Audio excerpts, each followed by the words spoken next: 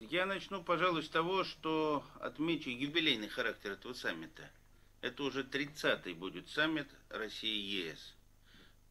Такие саммиты, как многие, наверное, из журналистов помнят, проходят дважды в год. Один раз в России, один раз, до 2009 года в стране, председательствующей в Евросоюзе, а теперь после вступления в силу Лиссабонского договора каждый раз в Брюсселе. Вот и на этот раз такой саммит состоится в Брюсселе. Повестка дня, в общем, как бы включает в себя три основных компонента. Это обсуждение вопросов глобальных, включая глобальное взаимодействие между Россией и Европейским Союзом. Сюда же, так сказать, попадают вопросы внутреннего развития России и Евросоюза, включая сопоставление и при возможности координацию мер по преодолению последствий финансово-экономического кризиса. Я не буду много говорить о кризисе еврозоны, это тема хорошо известная. Второй блок вопросов – это двусторонние сюжеты.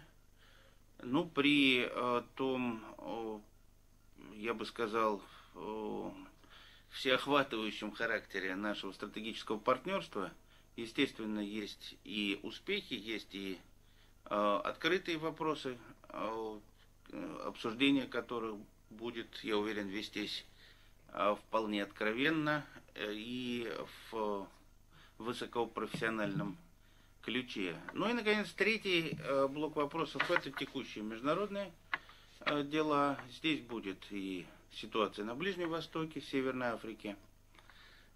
Здесь будет, очевидно, тема происходящего в Сирии вокруг нее, иранская ядерная программа, и целый ряд других вопросов. Ведь Россия и Евросоюз – это, пожалуй, два из наиболее активных полюсов сегодняшнего многополярного мира. У каждого есть свои проблемы, но вместе с тем мы ведь являемся, я бы сказал, двумя опорами того, что во всем мире называют европейской цивилизацией. Российская делегация во главе с президентом Российской Федерации Владимиром Владимировичем Путиным едет в Брюссель с настроем на конкретные решения по продвижению нашего стратегического партнерства с Евросоюзом.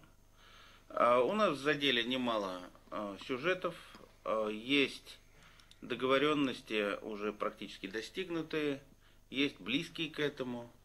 И, разумеется, едет российская делегация с готовностью обсуждать те вопросы, по которым позиции России и Европейского Союза расходятся. Вопрос о продвижении к безвизовому режиму, он стоит достаточно давно, и могу сказать, что этот процесс продолжается.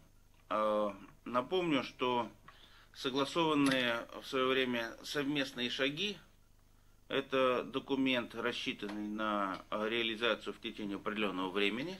И эти совместные шаги, они действительно реализуются. Сейчас мы находимся на таком этапе, который подразумевает обмен визитами, оценочными визитами на экспертном уровне. Могу сказать, что две такие делегации представителей Евросоюза уже посетили нашу страну.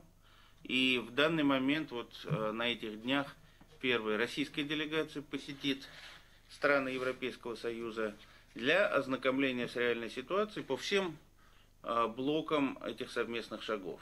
Это включает в себя вопросы погранконтроля, вопросы миграционные, вопросы защиты документов. То есть защита как непосредственно самих загранпаспортов, в данном случае уже биометрического поколения, так и оценка той системы, тех документов, на основании которых выдаются загранпаспорта. По итогам этих визитов, очевидно, у каждой страны возникают некоторые вопросы. То есть переписка это идет. Ну, могу сказать, что общий объем переписки между странами по этим вопросам уже давно перевалил за 1000 страниц. Речь не идет о том, что это, так сказать, чрезмерный бюрократизм, хотя элементы придирок мы наблюдаем. Но, тем не менее, этот процесс идет. Что касается Сирии. В общем-то, по основным параметрам сирийского регулирования у нас больших расхождений с Евросоюзом нет. Мы, и Евросоюз, хотим прекращения насилия, прекращения тех убийств, гибели мирных граждан, которые там происходят буквально постоянно. И мы хотим такого урегулирования, которое бы позволило сохранить Сирию как единое государство, мирное, живущее в мире со своими соседями, и, естественно, проводящее разумную ответственную политику. Вопрос о роли сирийской оппозиции. Вот на последнем совете Евросоюза по иностранным делам, насколько нам известно, долго дебатировался вопрос о признании или непризнании той группировки сирийской оппозиции, которая появилась на свет недавно в качестве законного представителя сирийского народа. Судя по всему, единой позиции в Евросоюзе на этот счет нет.